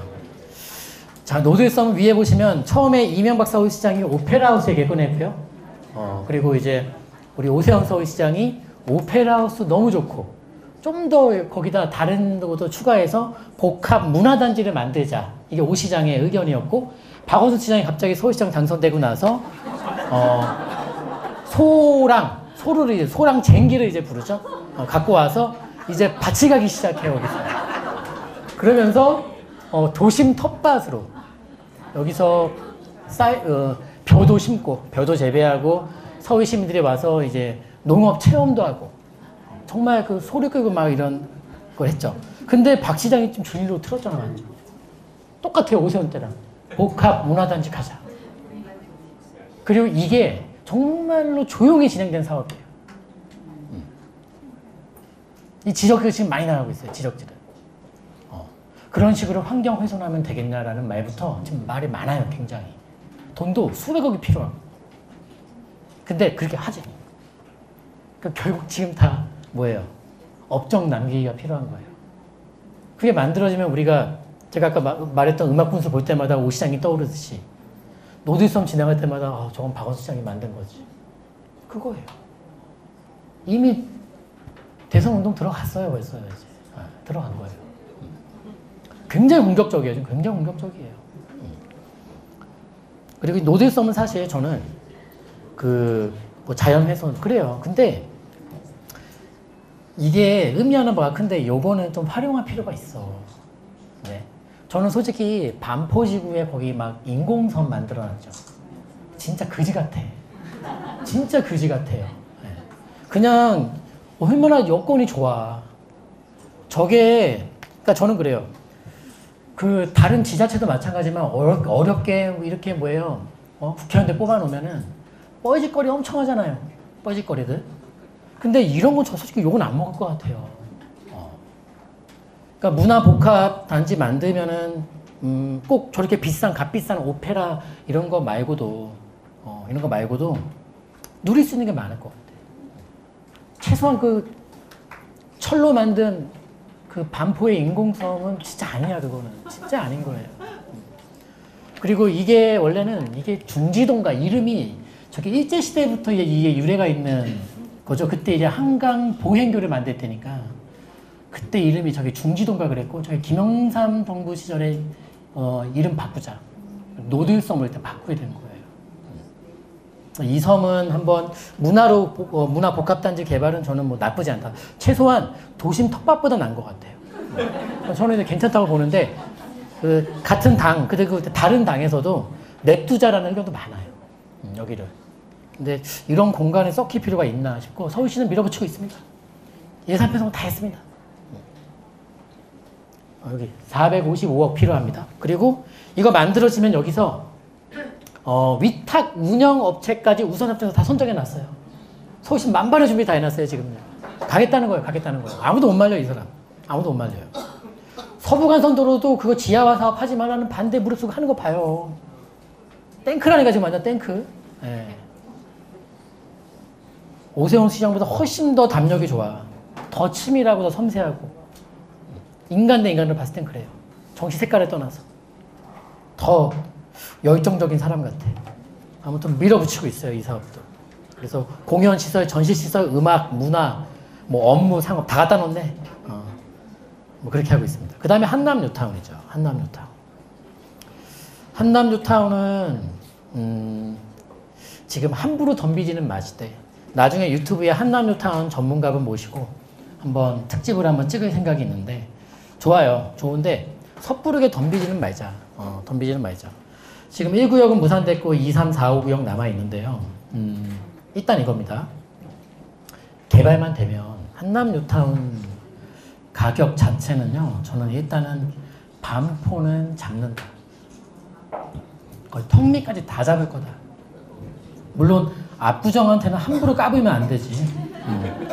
근데 반포 넌 좀 기다려봐라. 이럴 만한 주거타운으로 바뀔 수 있다고 보고 싶고요. 그리고 지금 되게 비싸요. 지금 지분 6평짜리 낡은 빌라죠. 지분 6평짜리가 지금 한 9억 정도에 나오니까 평당 한 1억 5천 정도고 그게 전세가 한 1억 안 나가요. 그러니까 돈이 많이 들어가죠. 돈이 많이 들어가죠. 네. 그러니까 웬만한 재건축 투자만큼 들어가요. 들어가고 또 하나는 엊그저께 이제 지난주인가 방송 때 이제 한남뉴타운 이제 시청자분이 물으셨죠. 그분이 질문이 14년도에 자기가 4억 2천인가 3천에 한남뉴타운에 빌라를 샀고 지금 뭐 12억 정도 부동산에서 얘기를 하는데 팔까 말까. 되게 행복한 고민이죠. 3배가 뛰었네, 3배가. 근데 이제 그거예요. 그 비슷한 쯤에 이제 한남뉴타운에 이제 물건을 보여준 기억이 있어서 드리는 말인데 그때 한남뉴타운 보여드릴 때 그 고객분께서 대문 앞에 딱 섰는데 문이 너무 녹슬었다는 거예요. 잊을 수가 없어요. 들어갔어요. 들어갔는데 수도꼭지가 너무 녹슬어서 이게 잘 안 돌아간다는 거예요. 여기 누가 사냐는 거예요. 그래서 투자를 못 하셨어요. 제가 이제 드리고 싶은 말은 투자하실 분들은 투자자의 눈으로 부동산을 보세요. 네, 투자하시겠다고 하면서 실입주자의 눈으로 부동산을 보시니까 살 수 있는 게 없어요. 네? 그럼 어떻게 사요? 그러니까 실입주 하실 분들은 너무 또 투자 따지시면 거주에 대한 불만족이 생기니까 실입주자분들은 많이 오를 부동산보다도 뭐예요? 안 떨어질 부동산이 맞는지 그리고 정말 내가 거주가 편할 것인지 이거를 봤으면 좋겠고 그게 아니신 투자자분들은 정말 순수하게 투자로 보세요. 제발. 거기 수도꼭지 녹슬었다 그러면 어떻게 녹이 많이 쓰긴 쓸었어 또 잘 안 돌아가요 이게. 누가 사냐 누가. 누가 살긴 돈이 없으니까 살고 있지 거기서. 답답한 소리 자꾸 하는 거예요 그렇게. 그때는 기억이 그 4억보다 더 쌌던 것 같아 그 당시에는요. 네, 3억 얼마였던 것 같아 내 기억으로. 그랬어요 아무튼. 그래서 한남뉴타운 개발되면은 용산이 저 한강로변 쪽은 다 개발하면 주상복합이에요 여러분. 그러니까 아파트가 지어질 자리가 극히 제한적이에요 용산은. 그걸 말했죠. 아파트가 지금 용산에 많냐고요? 많지 않은데 한강로변에 지금 한강대로변에 다 지어진 건 다 뭐라고요? 주상복합들이라고 거기는요. 순수하게 우리가 원하는 판상형 아파트가 들어설 곳이 많지가 않다고요. 그중에서 한남 뉴타운이 제일 큰 주거지예요. 그러면 반포한테 한번 제대로 이거 싸움 걸 거예요. 인터넷에서 맨날 싸울 거예요. 용산이 좋다, 반포가 좋다. 지금은 얘기 안 하지. 지금 얘기 안. 나중에 봐요. 나중에. 그 다음에 나인원 한남. 이게 재미난 사례죠. 특이 사례. 아주 특이 사례인데 뭐 별것도 아닌 것 같죠? 딱 보니까 뭐 그냥 가평에 있는 펜션 같아요. 별거 아닌 것 같은데 얘가 좀 이상한 애더라고. 이게 지금 세입자 모집을 했어요. 임차인 모집을 했고 4년간 새 들어 산 다음에 분양 전환 받을 수가 있어요. 저기 이제 바로 여기 나인원 한남 옆에 한남더일과 똑같은 방식인데요. 대한주택보증공사에서 이제 뭐예요? 대한주택보증에서 뭐예요? 이거 분양가 눌러라 해서 우리 안 해. 그럼 우리 임대하다가 분양 전환할래. 그렇게 해서 시작된 사업이에요. 근데 이 세입자 보증금이 제일 싼 게 34억부터 시작을 해요. 그리고 가장 비싼 게 48억이에요. 월세는 보너스예요. 별도로 또 월세도 있어요. 그러면 이게 예상되는 나중에 이제 4년 후에 분양 예상이 나오는 게 지금 45억에서 61억 정도 얘기 나오는데 이렇게만 받아도 돈을 번다는 것 때문에 이게 경쟁률이 5.5대 1이 나온 거예요. 40 몇 억, 60 몇 억에만 받아도 돈을 번다라는 인식 때문에 경쟁률이 이렇게 붙었다고요. 수십억의 세입자를 찾는데 이거는 제 표현으로는 이겁니다. 상위 1%가 아니라 상위 0.1%입니다. 상위 0.1%예요. 상위 0.1%. 그러니까 뭐 벤츠, S클래스 이런 분들은 여기 못 가요. 그러니까 람보르기니나 마이바흐 이상급 아니면 가히 오지 말라는 소리예요. 미친 거예요. 제대로 미친 건데 이 현상을 보면서 어떠한 질문을 하고 싶으세요, 여러분들은? 이 현상을 보면서 어떠한 걸 묻고 싶은 질문이 안 생기세요, 막? 질문이? 양도세?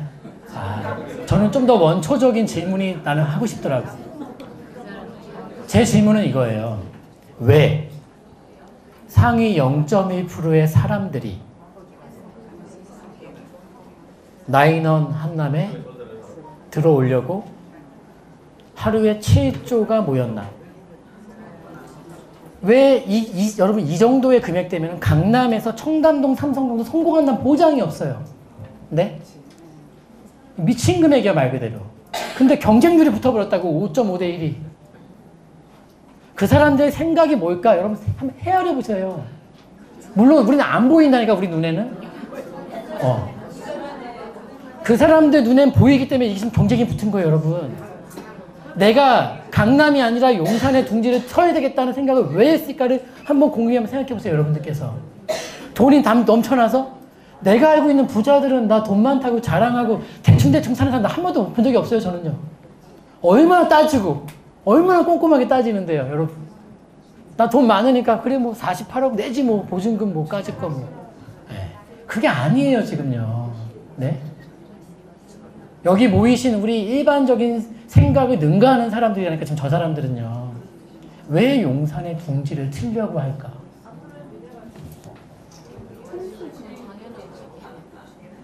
근데 너무 당연한 게 아니에요. 이게 말했잖아요. 이 정도 금액이면 삼성동 가서 사면 돼. 네? 더 좋을 수 있죠. 오히려 더 좋아요, 지금 현재 모습은요. 더 좋지, 더 편하고. 여기 뭐 있다고 지금요. 그냥 들어오잖아. 그 다음에 움직일 사람 뭐예요? 상위 1%가 움직일 거고. 그 다음에 뭐예요? 상위 5%가 움직이면 늦어요, 이제. 다 끝난 거야, 그때는요. 다 늦은 거예요. 이태원 지구단위 계획, 이태원 지구단위 계획 일단 넘어가고. 용산 지구단위 계획, 호텔, 아모레 퍼시픽, 면세점. 그래요. 좋아요. 여긴 또 이제 개발하면 죄다 주상복합도로 바뀔 거고, 주상복합이 힘을 크게 못 쓰지만은, 용산처럼 특정 지역의 주상복합이 때려지어 몰리게 되면은, 힘 받을 소지를 있다. 힘 받을 소지가 있다. 또 그렇게도 볼 수 있습니다. 그리고 후암은 특별계획구역. 근데 여기서 좀 물어보시더라고요. 여기 자료가 거의 없어요, 인터넷에. 왜냐면은 거의 추진이 안 돼. 지금요. 추진이 안 되는데, 여기가 원래 뭐였냐면은, 그 남산하고 용산공원 녹지축 연결하는 해방촌에 있던 사람들하고 여기를 결합개발 시키려고 그랬어요. 결합개발. 근데 좀 무산됐었고, 일단은 이제 분리개발 쪽으로 가는 건데, 크게는 여기 총 3개 구역, 3개 구역과 7개의 획지로 나뉩니다. 근데 진행이 잘 안 되는데, 여기도 남산 고도제한의 영향을 받아요. 그래서 이제 평균 12층, 최고 18층까지 이제 지을 수가 있고요. 지금 현재 나와 있는 빌라들 보니까 소형 지분들은 평당 한 8천만 원 넘더라고요. 8천만 원 훨씬 넘고요. 그러니까 투자 금액이 제법 들어가는 곳인데, 나쁘진 않아요. 왜냐면 서울역 바로 붙어 있는 자리고, 또 동쪽편으로는 남산, 남쪽으로는 용산공원 시작돼요. 그러니까 좋은 자리인데, 만약에 투자 금액이 적게 들어갈 수 있는 물건 위주로 접근하시고, 여기다 목돈 묻지 마세요. 일단 용산에 일단 소자본 투자가 답입니다. 그래서 3개 구역 나뉩니다. 동자동의 특별계획구역, 후암동 특별계획구역, 그 다음에 가로일동 특별계획구역. 3가지 특별계획구역으로 나뉘고 그 안에 7개 획지가 있고요. 추진은 잘 안 되고 여기가 공사비가 많이 나올 거예요. 여기는 한 1m, 2m만 까면 바로 안반 자리예요, 다. 공사비 많이 나올 겁니다. 여기 옛날 집들 중에서 보면은 평창동하고 비슷한데 지하를 좀 많이 까서 주차장 몇 대 더 놓고 싶은데 주차장 간신히 한 대씩 팠어. 그러니까 암 까는 게 보통 일이 아니에요, 이게 지금. 아무튼 간에 이제 공사비 많이 나올 거다. 근데 지금 진행이 잘 안 되는데요. 몇 개 구역들은 진행될 수 있다. 그러면은 아파트만 들어쓴다면 꽤 인기 자리죠. 엄청 인기 자리고, 요 아래쪽. 여기가 이제 서울시 교육청이 들어오죠? 요 자리가. 서울시 교육청이 열로 들어와요. 2020년도까지 들어옵니다. 용산으로 집합이에요, 집합. 그 다음에 효창동 재개발. 효창동 재개발, 뭐 열심히 발빠르게 진행되는 사업인데, 지금 현재 4구역은 KCC, 4구역은 KCC, 5구역은 롯데캐슬, 6구역은 이제 관리처분인가, 이렇게 되어 있는 상황이고, 실입투자분이시면은 지금 현재 분양권 뭐 매수해도 큰 문제는 없을 것 같고요. 그리고 소액투자분들이시라면은 이 주변 지역들, 아직 개발지로 편입되지 않은 자리들, 그런 곳에다 선점하는 투자가 좋습니다. 그리고 용산은 아까도 말했지만 아파트 고를 게 많지가 않다 보니까 일단은 새 아파트 들었으면 수요는 몰릴 수밖에 없다. 몰릴 수밖에 없다. 저기 신계 이평사장도 아파트 단지 안에 그 철길이 있잖아요. 엄청 시끄럽거든요. 그래도 엄청 올랐죠. 왜냐면 주상복합은 싫은 분들이 아파트를 고르고 싶은데 저기 서부유천동이 너무 낡은 건 싫고 고를 게 없는 거야. 그러니까 신계 이평세상이 다 오른 거예요. 그런 이유로. 많이 올랐죠. 굉장히 많이 올랐죠. 그리고 서부유천동. 이게 제일 시끄러운 곳인데 서부유천동은 이렇게 봐요. 지금 여기도 함부로 덤비면 안 되는 곳이지만 일단 보면은 이촌 1구역 특별계획구역이 있고 이촌 시범 미도연립 중산 시범 특별계획구역이 3개 있습니다. 그 다음에 성원아파트 대림아파트는 아직 아무것도 아니에요. 아무것도 아닌 거예요. 지금 아무것도 아닌데 아셔야 될 거는 지금 현재 요 쪽에 그 낡은 빌라들이 있거든요. 연립들이 지금 평당 1억 5천 달래요. 한 평에. 근데 여기가 꼭지점이 제가 알기로 평당 2억 정도예요. 그러니까 아직 그 고점까지는 안 갔는데 지금 시세가 아무튼 굉장히 가파르게 올라가면서 투자금이 엄청 많이 들어갑니다. 엄청 많이 들어가요. 그러니까 좀 신중하게 접근하실 필요가 있겠고. 그 다음에 성원아파트, 대림아파트는 정상적인 재건축은 못한다. 정상적인 재건축은 못해요. 왜? 땅이 너무 없어. 30평대 재건축하기 위한 최소 14평이 나오는 게 아니라 7평 나와요. 20평대 아파트 땅이 5평이에요. 그러니까 이게 현행 법규로는 재건축을 못하는 건데 변수는 있을 수도 있다. 뭐냐? 자, 국제업무지구잖아요. 국제업무지구가 한강으로 가고 싶은데 이게 가로막고 있잖아요. 지금. 그래서 병풍처럼 딱 이제 막고 있는데, 차라리 이제 좀 높게 지어주고 한강이 보이게끔 좀 길을 터줘야 되거든요. 사실 이게. 근데 현행 법규로는 재건축을 못 하잖아요. 땅이 적어서 추가 분담금 저거 되겠습니까? 말도 안 되겠죠. 그러니까 만약에 서울시가 어떤 인센티브나 뭐 혜택이나 그런 게 주어진다라면 또 재건축이 될 수도 있고요. 그러니까 참 내비두자니 머리 아프고 진행시키자니 다른 데 눈치를 보게 만드는. 왜냐면 여기를 해주게 되면은 다른 지역, 네? 저기 부의동도 다 들고 일어날 거야. 우리 해달라고. 부의동도 다. 한강변 이때 애매한 15층짜리 아파트가 많거든요. 한강변 이때. 그래서 참 이게 어떻게 되길 궁금한데 투자로 접근하지 마시고 투자라면 좀 더 좀 변수가 적은 걸로 갔으면 좋겠어요. 물론 보유 중이시다라면 팔 필요 없죠. 국정무지고 얘기 나올 때까지 가만히 계시면 돼요. 일단은요. 떨어질 일이 없고 매물도 별로 없어요. 지금요. 매물이 없어요. 매물이. 그 다음 요 내용도 다시 한번 정리해 볼게요. 자, 빠르게 갑니다. 자, 이거 요거를 다시 보면 이겁니다. 자, 전 첫 번째 이거예요. 돈이 많으신 분들이시면은 여기 지금 색깔 칠해진 것들 중에 잘 골라서 접근하시면 돼요. 근데 나는 돈도 없거니와 또는 나는 돈이 많은데 큰 돈은 묻고 싶지 않다라면 소자본 투자해야 되는데 소액 투자처는 여기 구멍 난 것들 있죠. 얘네들 봐야 돼요. 얘네들 봐야 돼요.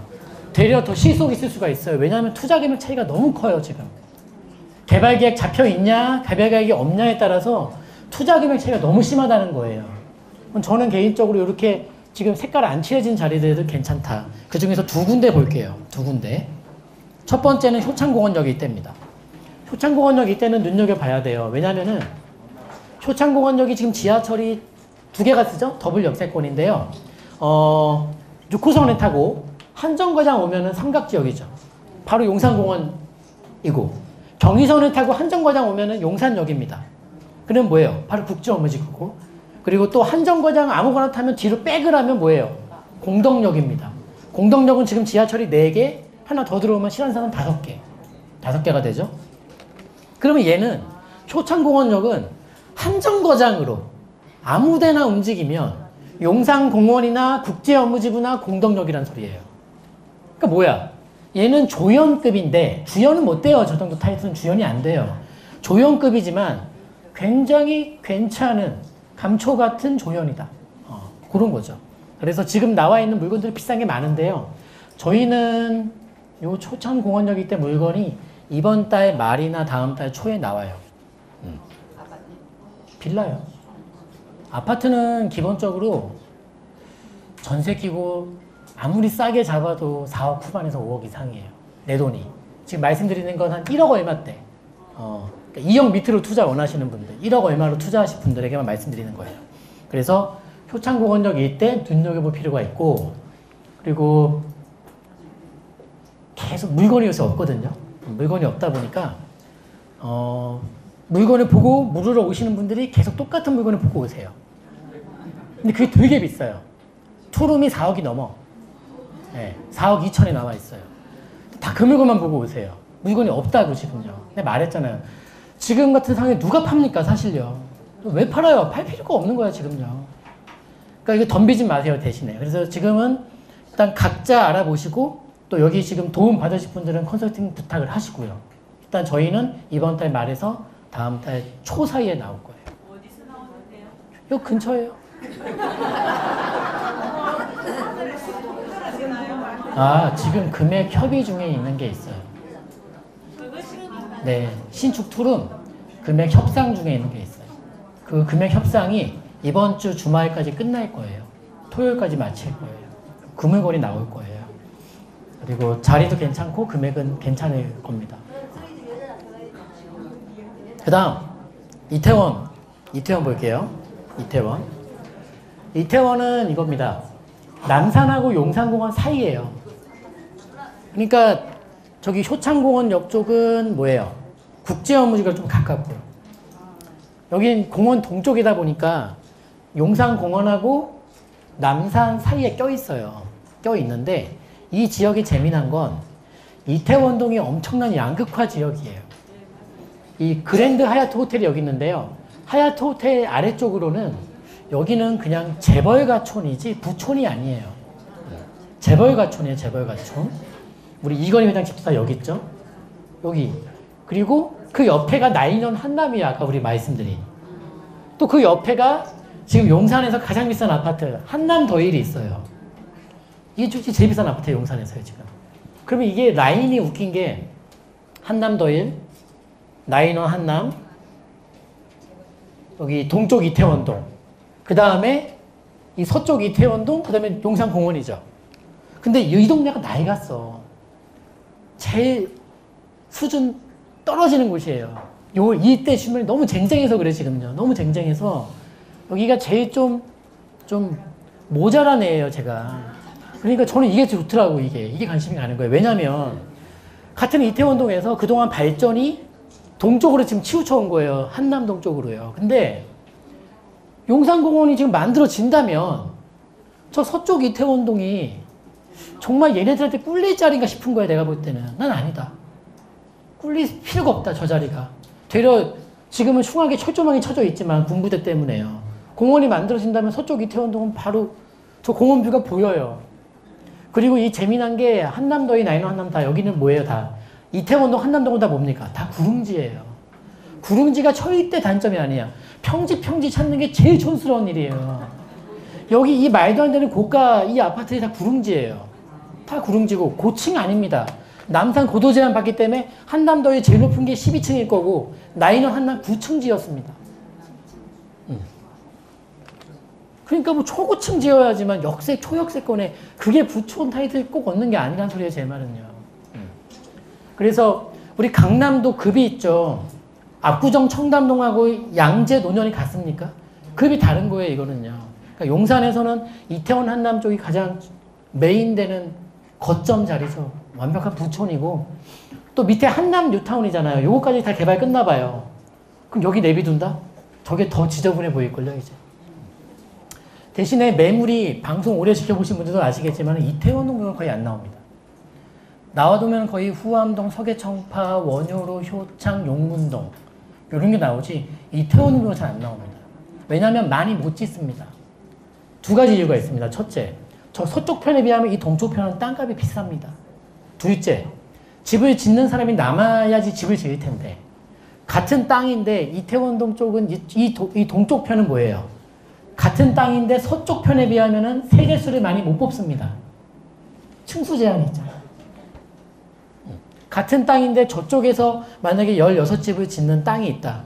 이태원동에서는 많이 지어봤자 9개에서 10개 미만. 그러니 땅은 비싸죠? 많이 못 짓죠? 그러니까 어때요? 사업성이 안 나와. 그러니까 많이 못 짓는 거예요. 그러니까 물건이 귀해요. 이태원동 쪽 물건도 나올 거예요. 그리고 여기서 보여드리는 모든 물건은 저희 회사 물건들은 동네 부동산에 없습니다. 여기서 말씀드리는 모든 매물은 용산뿐만이 아니에요. 다른 지역 모든 매물이 다른 추천드리는 물건들은 다 전속 물건들입니다. 동네 부동산에 나와 있지 않습니다. 그 말씀 드리고 싶고. 그래서 지금 우리 쭉 둘러보니까 용산에서 우리가 지금 봐야 되는 호재들이 너무너무 많고 이거를 상세적으로 하나씩 말씀드리면 지금 시간 엄청 갔는데 알아는 두시고 꼭 내가 어떻게든 한남뉴타운 나 투자해야지. 한강로 지구단이 있다 한번 투자해야지. 이럴 필요는 없다. 그냥 가볍게 투자할 수 있을 때 이렇게 구멍 뚫린 것들 공략하자. 그리고 얘네들도 이 구멍들도요. 지금 색깔 안 칠해진 애들 있죠. 얘네들도 작년에는 한 8천 들어갔었고요. 재작년에는 5천. 그 전에는 4천 이하 투자를 했었어요. 근데 지금 1억 중반 이상은 필요하게 된 거예요. 내가 눈을 강조하자면 이겁니다. 지금 1억으로 할 수 있는 일이 100가지라면 10년 후에도 5년 후에도 계속 100가지가 될 수가 없단 말이에요. 그리고 지금 상황에서는 용산 쪽 내년도 시장이 안 좋을 것 같아요. 내가 봐도 위험하죠. 지금 뭐 금리 올린다 그러죠. 미중 무역 분쟁이 무역 전쟁 또는 환율 전쟁까지 갈 수 있어. 그리고 지금 뭐 이제 금리 올리면 한계 기업, 개인들보단 더 큽니다. 기업이에요. 지금 금리 올라가면요. 여기서 금리 0.25%만 올라가도 이자 감당 안 되는 회사가 속출합니다. 그런 문제들. 그리고 뭐예요? 지금 뭐 최저임금 어쩌고저쩌고 하면서 뭐예요? 실업률은 사상 최고 실업률. 사람을 안 뽑아. 그러니까 나는 뭐 내가 외쳐봤자 메아리도 안 오지만 경제라는 건 복잡한 거예요. 정부가 이렇게 자기들이 정한 틀에 경제야 들어와라, 부동산아 들어와라, 들어옵니까? 못 들어간다는 소리예요. 그러니까 제발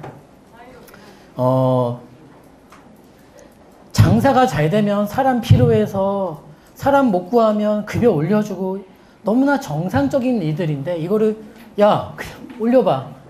그럼 급여 올라가면 이거 소비 많이 할 거야. 그렇습니까? 미치는 거예요. 미치고 환장하는 거예요. 그리고 제발 정부도 그 부동산이라는 이 시장은 국가 운명을 좌지할 정도로 큰 사업이에요, 여러분. 근데 정말 이 시장을, 이게 거대한 시장을 어찌 보면 이 나라의 전부일 수도 있어요, 이게 지금요. 이런 시장을 한 명의 생각을 가지고서 한 사람의 생각을 토대로 나는 제발 실험하고 테스트하지 않기를 바래요. 이게 뭐 하자는 겁니까 도대체요, 지금요. 또 틀렸잖아. 또 틀려서 급등을 해버렸잖아요, 지금요. 안타까운 분들 진짜 많아요. 나 투자도 아니고 시립주 하나 살 집이 올라버렸잖아요. 그건 목소리 내주셔야 돼요, 여러 사람들이요. 그리고 내가 1번을 찍었든 안 찍었든 잘못한 건 잘못했다 얘기를 해줘야 돼요, 언론들도. 우리 국민들부터 나서야 된단 말이에요. 지금 잘못되고 있는 게 많아요. 그리고 정말 이 상태로 가면 내년도에 안 올 위기도 오게 만듭니다. 지금 이렇게 간다면요. 경기가 너무 안 좋단 말입니다. 근데 어찌됐든 그래서 결론이 뭐냐? 많이 오를 걸 찾기보다는 일단 안 빠질 걸 보자. 안 빠지기 진짜 어려운 걸 보자. 그럼 뭐냐? 강남이냐? 아니다. 용산이다. 제일 확실하다, 내가 볼 때. 안전하다. 그렇게 보겠습니다. 자, 일단은 하나하나 조목조목 깊게는 못 들어갔지만은 요 사진,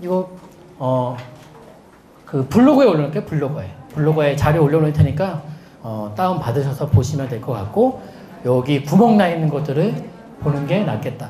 자, 1시간 넘게 고생하셨습니다. 감사합니다.